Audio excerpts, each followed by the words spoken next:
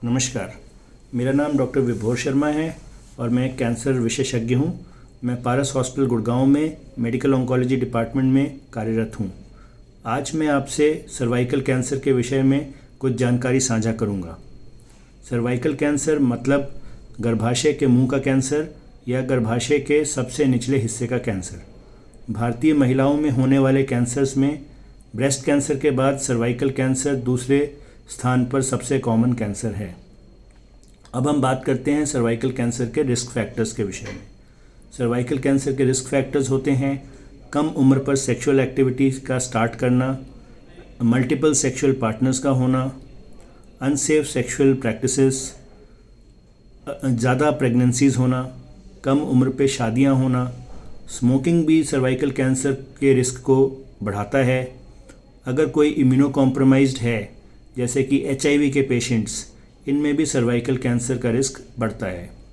Cervical cancer का सबसे important कारण होता है ह्यूमन पैपिलोमा वायरस का इन्फेक्शन।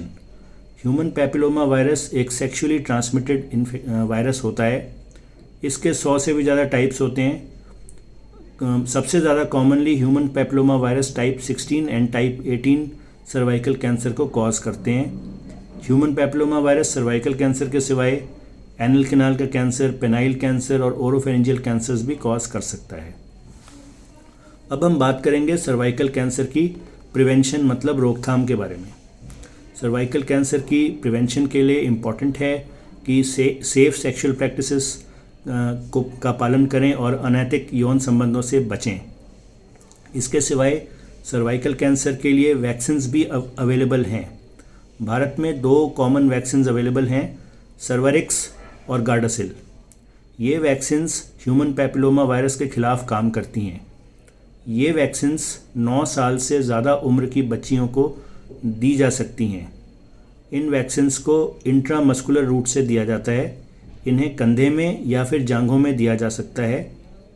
ये वैक्सीन के कॉमन साइड इफ़ेक्ट होते हैं इंजेक्शन की जगह पर रेडनेस होना या थोड़ी सी दर्द होना या बुखार आना। कुछ लोगों में वैक्सीन के बाद ज़्यादा साइड इफ़ेक्ट्स भी हो सकते हैं, स्पेशली अगर उनको वैक्सीन के किसी कंपोनेंट से एलर्जी है। इसीलिए वैक्सीन आप अपने डॉक्टर की सलाह के बाद ही लें। जैसे मैंने बताया कि ये वैक्सीन्स 9 साल से ऊपर की बच्चियों में दी जा सकती हैं।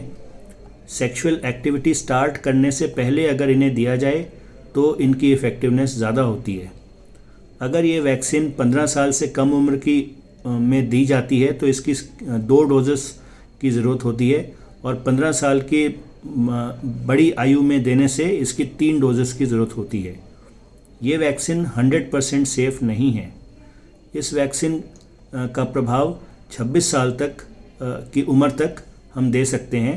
26 साल की उम्र के ज़्यादा औरतों को अगर ये वैक्सीन दी जाए तो इसका फ़ायदा कम होता है। इसलिए 26 साल की ज़्यादा आयु की औरतों को सर्वाइकल कैंसर वैक्सीन लेने से पहले अपने डॉक्टर से इसके फ़ायदे एवं इनके नुकसानों को अच्छे से समझ लेना चाहिए। अब हम बात करेंगे सर्वाइकल कैंसर की अर्ली डिटेक्शन के बारे में। सर्वाइकल कैंसर उन कैंसर्स में से है जो कुछ स्क्रीनिंग टेस्ट करके बड़ी ही शुरुआती स्टेजेस में पकड़ा जा सकता है। इनमें से सबसे कॉमन स्क्रीनिंग टेस्ट होता है पैप स्मीयर। पैप स्मीयर एक बड़ा ही साधारण टेस्ट है। इसे OPD बेसिस पर किया जा सकता है।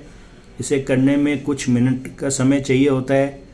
इसमें कोई दर्द नहीं होती और पैप स्मीयर टेस्ट की रिपोर्ट 24 घंटे के अंदर अधिकतर तौर पे उपलब्ध हो जाती है। इस टेस्ट में हम सर्विक्स से कुछ सेल्स लेके उन्हें माइक्रोस्कोप के अंडर स्टडी करते हैं और ये डिटेक्ट करने की कोशिश करते हैं कि इसमें कैंसरस चेंजेस तो नहीं हैं। पैप स्मीयर टेस्ट कैंसर को बड़ी जल्दी स्टेजेस में पकड़ सकता है और प्री कैंसरस स्टेज में भी पकड़ सकता है। अलग अलग राष्ट्रीय एवं अंतर्राष्ट्रीय कैंसर संस्थाएं ये रिकमेंड करती हैं कि पैप स्मीयर का टेस्ट महिलाओं को कुछ सालों में बार बार कराते रहना चाहिए ताकि सर्विक्स कैंसर अगर है तो जल्दी स्टेज में पकड़ा जा सके। ये टेस्ट 21 से 25 साल की आयु के दरमियान स्टार्ट कर देना चाहिए और पैप स्मीयर टेस्ट 3 साल में एक बार ज़रूर करवाना चाहिए। पैप्समियर टेस्ट 65 साल की उम्र तक करवाना चाहिए। 65 साल की आयु होने पे अगर काफ़ी समय से पैप्समियर टेस्ट की रिपोर्ट ठीक आ रही है तो महिलाओं को ये टेस्ट आगे स्टॉप कर सकते हैं, बंद कर सकते हैं। जो लेडीज़ ने सर्वाइकल कैंसर की वैक्सीन लगवा ली है उनको भी ये पैप्समियर का टेस्ट कराते रहना चाहिए। जो लेडीज़ का ऑपरेशन करके उनका गर्भाशय यानी यूट्रस एवं सर्विक्स को निकाला जा चुका है, ऐसी लेडीज़ को ये पैप्समियर टेस्ट करने की आवश्यकता नहीं है। पैप्समियर के साथ साथ में ह्यूमन पैपिलोमा वायरस के डीएनए डिटेक्शन टेस्ट को भी कर सकते हैं। इन दोनों को जब हम करते हैं इसे को टेस्टिंग का नाम देते हैं। अगर कोई को टेस्टिंग कर रहा है तो उसे 5 साल में एक बार को टेस्टिंग करवा लेनी चाहिए। अब हम बात करेंगे सर्वाइकल कैंसर के सिम्टम्स के, यानी कि इसके क्या लक्षण होते हैं। सर्वाइकल कैंसर के कॉमन लक्षण होते हैं पीरियड्स के दरमियान बीच में ब्लीडिंग होना, पीरियड्स इरेगुलर होना, हैवी पीरियड्स होना, या फिर सेक्सुअल एक्टिविटी के बाद ब्लीडिंग होना, या मेनोपॉज की उम्र के बाद, मेनोपॉज अचीव करने के बाद कभी भी स्पॉटिंग होना या ब्लीडिंग होना, या गंदा पानी, बदबूदार पानी का डिस्चार्ज होना, ये इसके कॉमन सिम्टम्स होते हैं। जब सर्वाइकल कैंसर ज़्यादा बढ़ जाता है तो इसकी वजह से कमर के निचले हिस्से में दर्द हो सकती है, यूरिन के इन्फेक्शंस हो सकते हैं, पैरों में दर्द हो सकती है, पैरों में सूजन आ सकती है। अब हम बात करेंगे सर्वाइकल कैंसर को डिटेक्ट करने के लिए कौन से डायग्नोस्टिक टेस्ट किए जाते हैं। सर्वाइकल कैंसर को डिटेक्ट करने के लिए सबसे इम्पॉर्टेंट चीज़ है एक अच्छा गायनिकोलॉजिकल एग्जामिनेशन करना। उसके बाद हम बायोप्सी टेस्ट करते हैं। बायोप्सी टेस्ट में सर्विक्स में जो गांठ है जो कि सस्पिशियस लग रही है उसमें से छोटा सा टुकड़ा निकाल के उसे माइक्रोस्कोप में स्टडी किया जाता है और ये देखा जाता है कि इसमें कैंसर सेल्स हैं या नहीं हैं। सर्वाइकल कैंसर को अल्ट्रासाउंड के माध्यम से, सीटी स्कैन के माध्यम से या एमआरआई के माध्यम से भी देखा जा सकता है। एक बार ये कंफर्म हो जाए कि सर्वाइकल कैंसर है तो उसको स्टेजिंग करने के लिए टेस्ट करने होते हैं। इन टेस्ट से हम ये पता लगाने की कोशिश करते हैं कि सर्वाइकल कैंसर किन किन अंगों तक फैल चुका है। ये हम ultrasound, chest X-ray, CT scan या एमआरआई स्कैन या पेट सीटी स्कैन के माध्यम से पता लगा सकते हैं। अब हम बात करेंगे सर्वाइकल कैंसर के ट्रीटमेंट के बारे में। सर्वाइकल कैंसर का इलाज इस बात पर निर्भर करता है कि पेशेंट को किस स्टेज में सर्वाइकल कैंसर का डिटेक्शन होता है। अगर सर्वाइकल कैंसर बहुत ही जल्दी स्टेज में पता लगा लिया जाए तो इसको ऑपरेशन करके पूर्ण रूप से उपचार किया जा सकता है।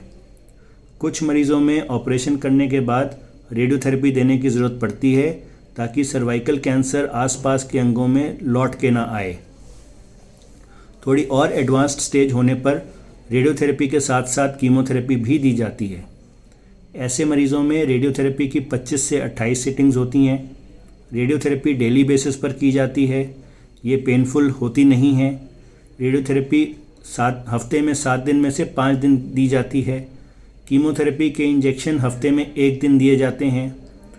जब सर्वाइकल कैंसर और ज़्यादा एडवांस्ड स्टेजेस में पहुंच जाए या 4th स्टेज में पहुंच जाए जिसमें कि ये दूर दराज के अंगों को प्रभावित करता है, जैसे कि फेफड़ों को, हड्डियों को, लिम्फ नोड्स को या लिवर को, ऐसे केस में सर्वाइकल कैंसर का इलाज कीमोथेरेपी की दवाइयों के द्वारा किया जाता है।